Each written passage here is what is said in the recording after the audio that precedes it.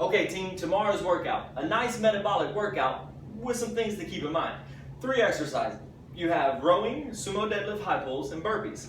All 3 exercises very similar in the structure of their hip and how they generate power. We're going to review the technique of this in the skill session when we talk about the 3-part recoil. But first we have to talk about mobility for the shoulder, to protect the shoulder through the high pull.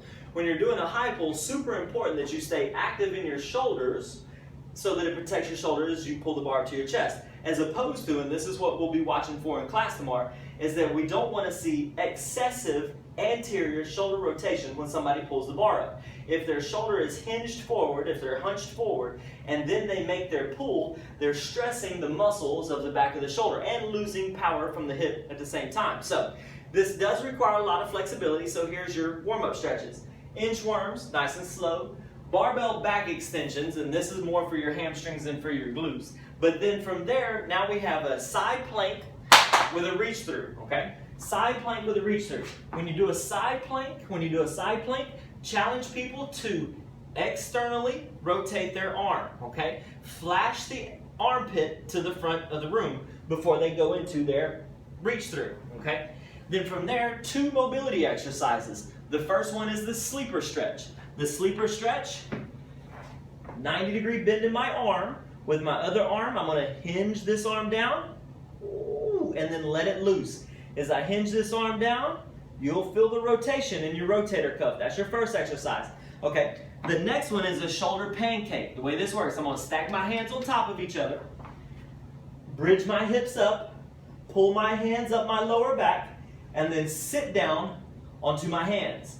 Now, to make this more intense, you can put your feet together, lay them to one side, and then look back the opposite way, okay? This is a shoulder pancake. This will work on the rotation mobility that you need in the high pull. Okay, now, when we go into the high pull, the 3-part recoil, here's what this looks like. When you're doing a sumo deadlift high pull, 3-part recoil. As you recoil first with arms away, then hips, and then knees, okay? It's one motion all the way up, but as you return with your high pull, a Romanian deadlift, and then a regular deadlift. It's one motion all the way up, but it's arms, hips, and then knees so that it sets you up in another good sumo deadlift high pull, okay?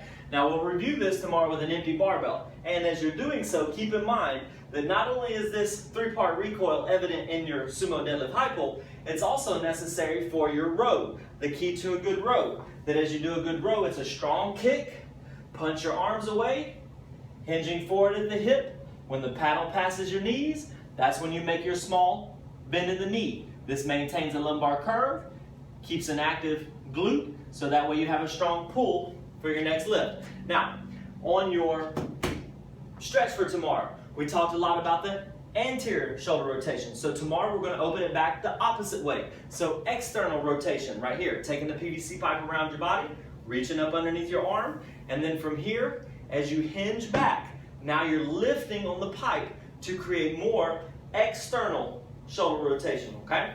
So tomorrow's workout, a lot of material to view. The technique of the 3-part recoil, but just as important, the mobility necessary to keep your shoulders safe as you do a sumo deadlift high pull. If you have any questions on this, feel free to give me a call.